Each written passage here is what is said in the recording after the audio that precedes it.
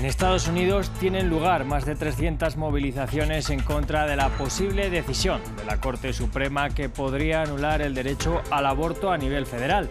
Las marchas llegan tras la filtración de un borrador de sentencia del Tribunal Supremo que aparentemente acabaría con esta protección. Ampliamos desde Washington.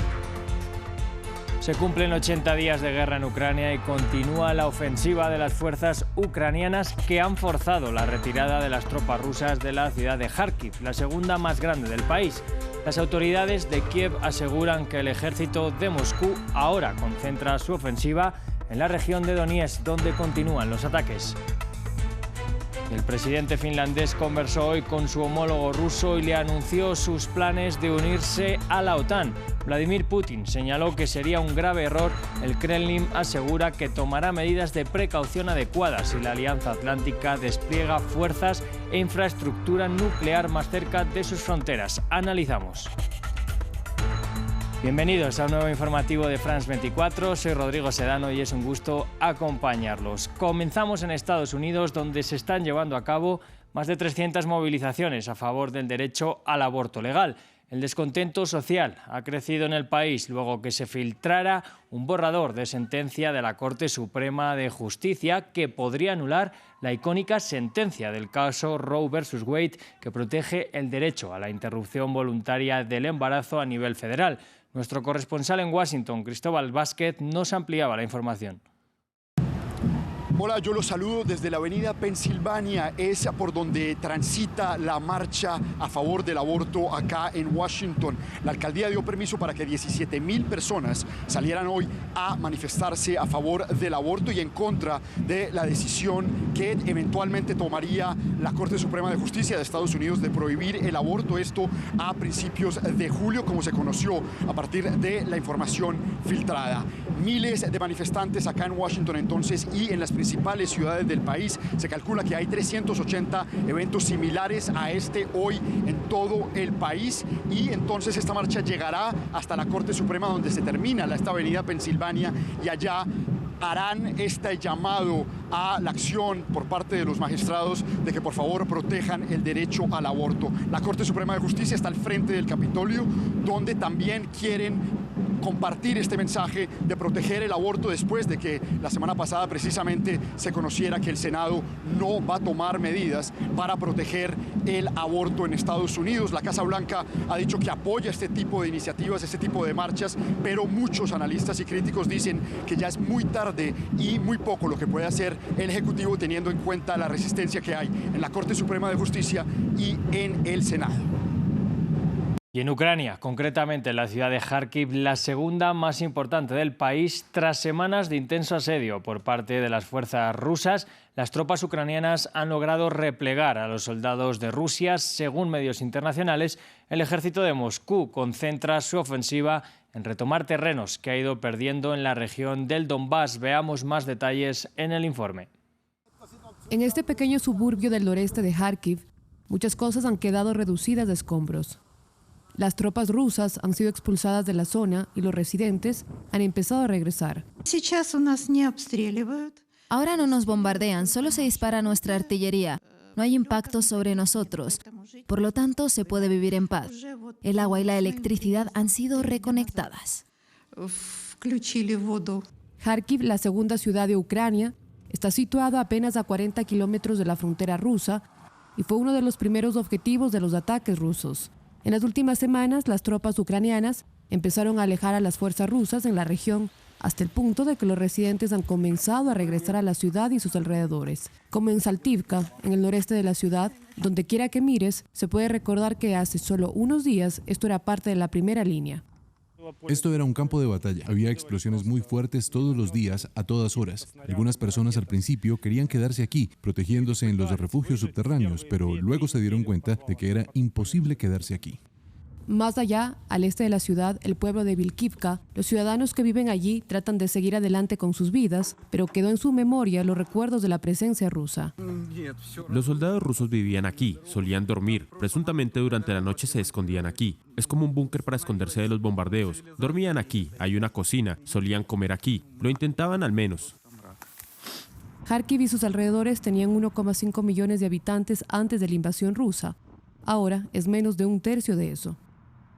Y cuando se cumplen 80 días de ofensiva rusa en Ucrania y en el Donbass, reportes internacionales indican que Rusia busca cortar las líneas de suministro del ejército ucraniano. Desde Kramatorsk, Catalina Gómez Ángel, enviada especial de France 24, nos explica lo que se vive en el terreno.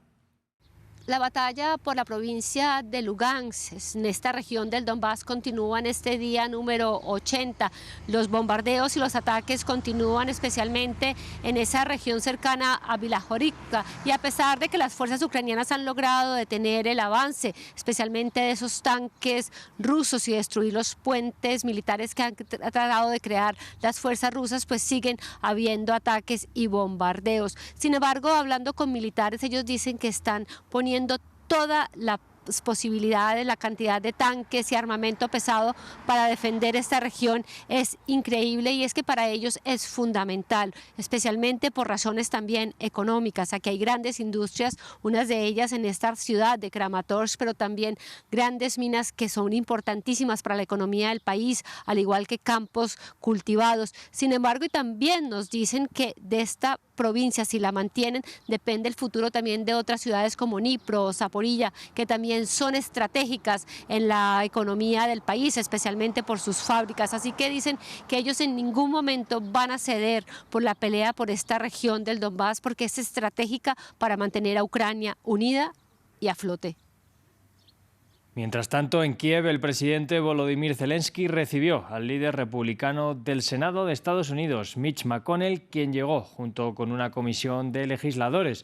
El mandatario señaló que se trata de una poderosa señal de apoyo bipartidista a Ucrania por parte del Congreso de los Estados Unidos y el pueblo estadounidense. Asimismo, señaló que el gobierno de Washington le está ayudando a Ucrania a luchar por los valores y las libertades democráticas. Por su parte, el ministro de Asuntos Exteriores de Rusia, Sergei Lavrov, habló en el Consejo de Diplomacia y Defensa del país. Allí aseguró que Occidente ha comenzado una guerra híbrida contra Rusia y que es difícil predecir cuánto durará. Los esfuerzos para aislar a Rusia, aseguró, están condenados al fracaso. Occidente en conjunto nos ha declarado una guerra híbrida total y es difícil predecir cuánto durará todo esto. Pero está claro que las consecuencias las sentirán todos, sin excepción. Hicimos todo lo posible para evitar un enfrentamiento directo, pero ahora que el desafío ha sido lanzado, por supuesto que lo aceptamos. No somos ajenos a las sanciones, casi siempre estuvieron ahí de una forma u otra.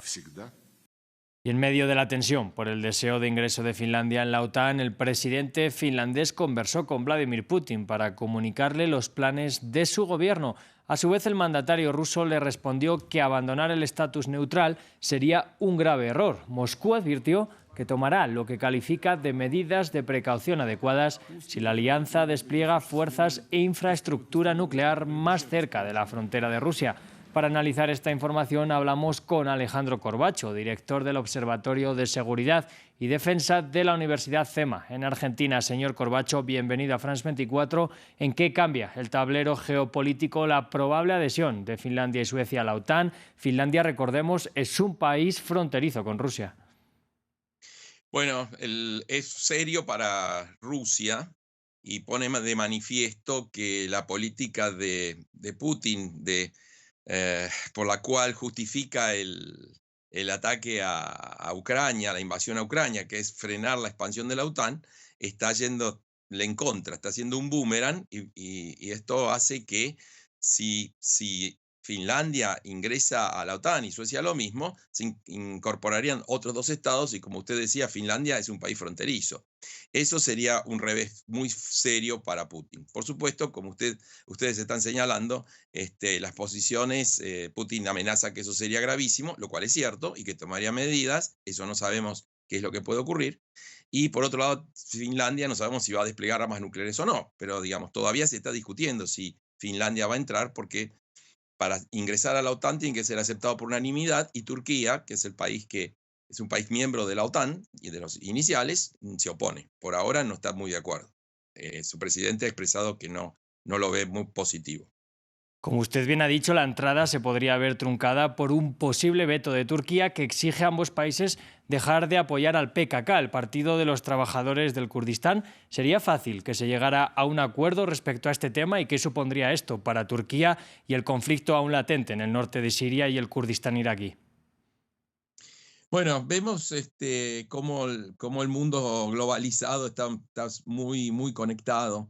Si Finlandia piensa que la situación es muy seria, la amenaza la percibe como muy, muy grave, podría llegar a cambiar su postura y buscar que Turquía lo apoye, ¿no? Eso siempre, el miedo y el terror son los que está funcionando en este momento.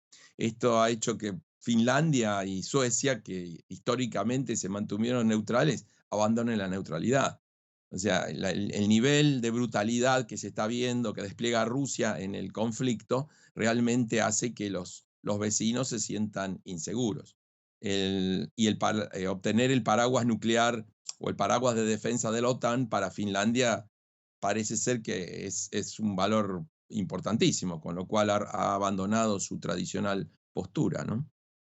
Y volviendo a Rusia, si atacara a Suecia o Finlandia durante el proceso de adhesión, la OTAN podría activar el artículo 5 de asistencia mutua o algún mecanismo similar de respuesta. En otras palabras, ¿qué posibilidades hay que Rusia y la OTAN se enfrenten directamente?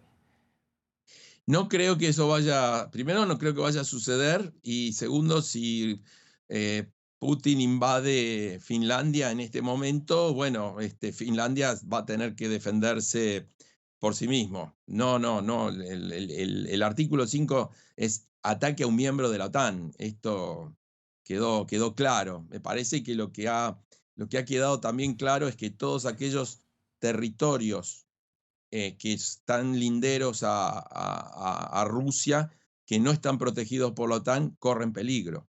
Entonces la idea para los finlandeses es lograr el ingreso lo más rápido posible para obtener ese paraguas. De lo contrario, todavía no están bajo esa protección, y eso es, para ellos lo perciben como muy, muy peligroso, muy riesgoso. Señor Corbacho, muchas gracias por analizar con nosotros esta situación entre Rusia y Finlandia y Suecia. Gracias de nuevo y pasamos a nuevos temas, porque las autoridades peruanas informaron que presentaron una demanda judicial contra la compañía Repsol por 4.500 millones de dólares.